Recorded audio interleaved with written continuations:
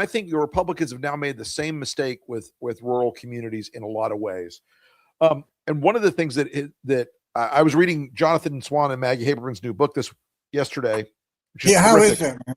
It's terrific. And a lot of people are going to criticize it and say, why didn't you tell us all these stories immediately? It is a beautifully reported story of that first year. And you couldn't dump this stuff out one at a time, or you would have cut off the storyline. You would have cut off the flow of information on all these things. Yeah.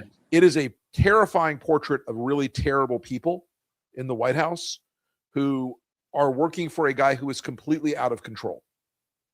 But one of the things I was in there, like Tony Fabrizio, who we all know, brings polls to Trump. We knew Tony when he was Fat Tony. When he was Fat Tony, before pre-bariatric Tony,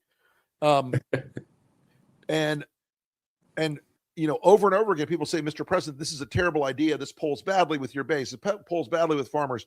The Iran war was white-hot radioactive poison, and yet he still did it because he's so maniacal about his own power. I can do whatever I want. They'll stay with me no matter what I do. You're wrong about the base. As you know, and there's a sort of through line in the book of Tony saying, "Hey, this is not good with the base," or Tucker coming to Trump and saying, "You're going to lose the base over Iran." And so Iran, I think, you combine this economic damage with they don't want to be in forever wars. They don't want to be in wars in the Middle East. And right now, Iran has put Trump in a terrible bind. And that is something I think we're going to keep an eye on here, folks, because the political damage of a war gone wrong is something Stuart and I lived through in 2006 and 2005 with Republicans, because it went wrong. And this feels worse for Republican voters than the war on terrorism ever did. Yeah.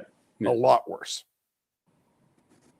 No, and that's what I was running into with farmers up in northern Iowa, up in, around Mason City. It was just, they talked about how a lot of them had been Trumpers, and they were conflicted. I don't know that maybe some of them don't vote, but and of course we know this. A lot of folks don't come out if Trump's not on the ballot anyway. So if you're already, that's already there, and then on top of it, the war and the prices, and they're barely. The farmer was talking about how he's looks for work in town to supplement his income, and his wife works every job she can in town, because if they don't have that, and they're freezing and canning everything on the farm, so that they have food, so that they don't have to buy. That's like Great Depression vibes. Yeah.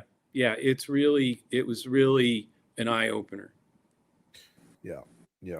I did a show with Laura Bellin, who's literally my go-to person in the state. Another on the ground show this morning got recorded. It'll get dropped in a few days for on the ground, but she's really bullish on picking up 3 House seats.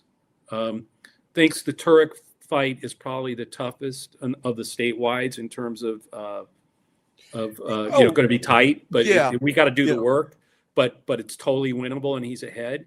And then if you're the NRSC, Stuart, and you and I both been to that rodeo, that's an inexpensive state to fight it out in. They're not feeling good about North Carolina. They're not feeling good about Georgia. They're not feeling good about Alaska. I know they still think they can pull off Maine. So it's going to be Iowa and Maine, I think, where they dump in, a couple $100 million.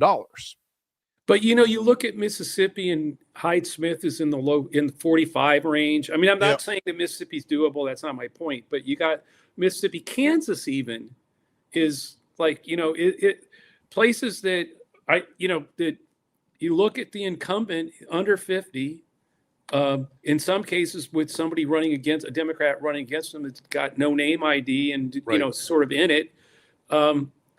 People, this thing is really hurting in places that go well beyond the battleground, the purple states or these, our 26 and 26 battlegrounds. There's more battlegrounds opening up, like the 2nd district in Iowa now.